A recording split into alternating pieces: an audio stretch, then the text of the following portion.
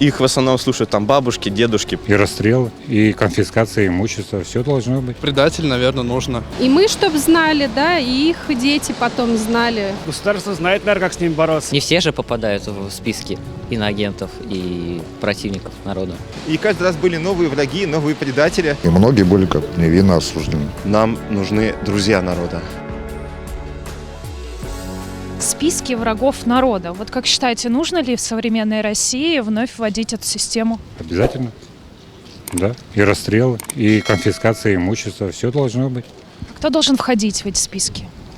Я не знаю, но все, кто против, которые убежали и хают оттуда нас, всех. Если человек против, и он здесь.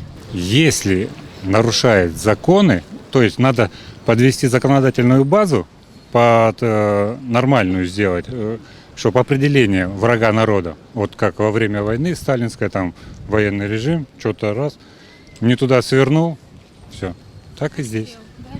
А если вы вот случайно не туда свернете, Ну все, и меня, например, тоже все. Не надо сворачивать, надо ровно идти. Это больше спорный вопрос. Почему спорный? Ну, потому что я не вижу ни плохой нации, ни это. Есть люди плохие. Ну, как бы вот. Все это чрезмерно и не нужно. Но бывает нужно. Бывает нужно. При каких обстоятельствах это может стать необходимым? Ну, при военных. Как у нас было в Крыму, когда мы Крым, я отстаивала, даже ранения есть, все есть. Как бы, вот брат мой на войну, вот пришел с войны, сейчас пойдет опять воевать, только на Донбасс. Мы за детей. Мы все люди. Но главное дети. Самое главное дети. Да, потому что сейчас очень много людей бежало из страны, то есть которым подарили, например, нынешняя Россия подарила им власть, да, популярность и так далее, а они просто сбегают из этой страны и начинают ее унижать. Это некрасиво. А если вот человек против, например, действующей системы, и он остается в России, нужно ли его включать в этот список? Ну, возможно. Если тебе не нравится, то нужно уезжать. И попадать в список врагов народа? Ну, ты можешь критиковать это за кухонным столом и не быть. Но просто в широкие массы попадает это все. И все эти люди видят, и таким получается. А как же свобода слова? Ну, должна быть. Не все же попадают в списки иноагентов и противников народа. Я думаю, нет. Думаете, не нужно? Нет. А как россиянам дальше строить свое будущее? Ну, каждый строит как хочет. Я бы их туда. Кого? Все, кто уехал или? Ну и агент, кто и позорит нас, Россию. Не нас, я имею в виду, всех нас, Россию. И позорить. Это нехорошо. Нет, очевидно нет. Ну что за, опять же, странный вопрос. Нет, конечно. Не знаю. Ну, предатель, наверное, нужно. А кто должен туда входить? Каков критерий отбора в предатели? Не знаю, как, может, госизмена. Вот такие люди должны туда попадать. Простые люди, которые в Твиттере там что-то пишут. Но они в интернете могут говорить все, что хотят. Не должны попадать. Нет. Как вы считаете, нужны ли списки врагов народа? Нет, это нет, конечно. Нет. Травля, это точно не нужна, точно. Это просто, как я отношусь, это не значит, что я бы, хотел бы что-то с ними сделать или еще как-то. Нет, это я точно отрицательно отношусь. Наверное, да, потому что какой-то человек может навредить стране своими действиями. Какими, например? Ну, например, там теракт какой-нибудь сделать, еще что-то типа из-за вражды. Наш шоу-бизнес, так сказать, который вот уехал из России, это враги народа или нет? Ну, наверное, нет, но все равно как бы их в основном слушают там бабушки, дедушки, поэтому... Понятия не имею.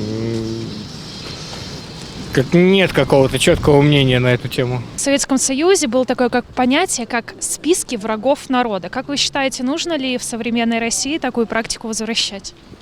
Нет, далеко нет. А почему? Мы должны жить той страной, которая была до этого. Вот. Вместе жить должны. Вот. Я не знаю, почему развалилась СССР. Вот. Видимо, жить надо так же, как и жили тогда, до этого, вот, когда был Советский Союз. Вот. Так же и на данный момент должны жить. Вот. Не более того. У нас тут люди считают, что кругом враги и предатели, и мы в том числе, наверное, тоже враги и предатели. Не знаю, что по этому сказать по поводу. Дело в том, что, понимаете, я, конечно, человек не очень старый, но, тем не менее, я Брежнева пережил, Черненко пережил, Андропова пережил, естественно, Горбачева пережил, Ельцина. И, понимаете, каждый раз ведь все менялось. И каждый раз были новые враги, новые предатели. Я от этого устал. Мне кажется, Родина-то осталась одна. Это тяжелый вопрос. Я не отвечу на это. Да. Тут надо немножко подумать. Если я бы выспался, я бы вам ответил. Как вы считаете, списки врагов и предателей Родины, они нужны? В определенных ситуациях считаю, да. В каких? Я думаю, не надо им больше сюда возвращаться. Вы о тех, кто уехал, а есть же какие-то внутри России? Но надо с ними бороться. Как? Государство знает, наверное, как с ними бороться. Не моя структура, чтобы с ними бороться. Нет. Почему нет? В те года еще границы не были открыты, поэтому смысла не было. И многие были невинно осуждены и записаны в враги народа. А потом стали великими писателями и людьми. Поэтому... Нет, я считаю, это сугубо лично их решение. Просто им же все-таки жить с этим тяжким бременем на своем сердце.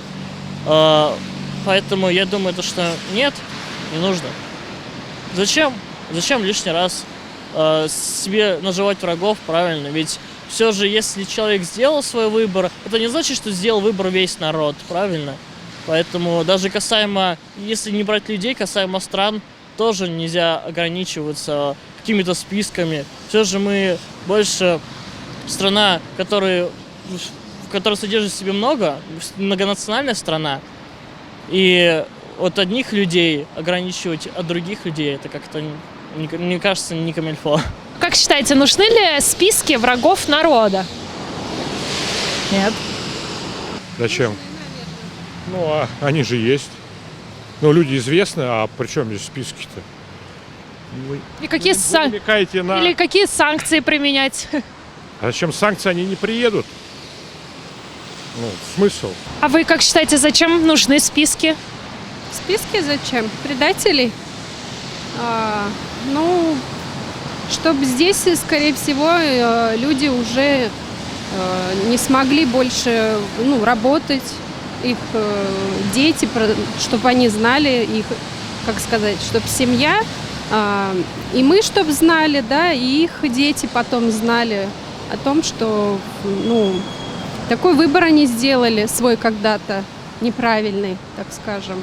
В советское время были списки врагов народа и предателей Родины. Как считаете, нужно ли вернуть такую советскую практику? Можно, да. А кого будем туда включать? Концертов ничего не было у них. Все, до свидания. А кого включать-то туда? А? Кого включать в этот список? Артистов. Они у нас самые богатые люди. Нет, ни в коем случае. Почему? Это тоталитаризм. Я против тоталитаризма. Списки врагов народа и предателей Родины нужны? Нет. Почему? Опять же, это пережиток прошлого. Мы живем в 21 веке, где не нужно искать врагов народа, а где нужно как-то всем объединяться для того, чтобы строить светлое будущее. Да, может быть, это звучит немножко по-советски, но тем не менее нам нужны друзья народа. И нужно искать друзей народа, а не врагов народа. А светлое будущее, в вашем понимании, это что такое? Когда все живут в мире и согласии, думают не о геополитике, а о том, чтобы каждый из нас жил как-то нормальной жизнью, и думал о том, как хорошо работать, как растить семью и как вообще достойно прожить ту жизнь в мире и согласии. Товарищ Сталин, вы большой ученый, в языкознании познавший толк, а я простой совейский заключенный.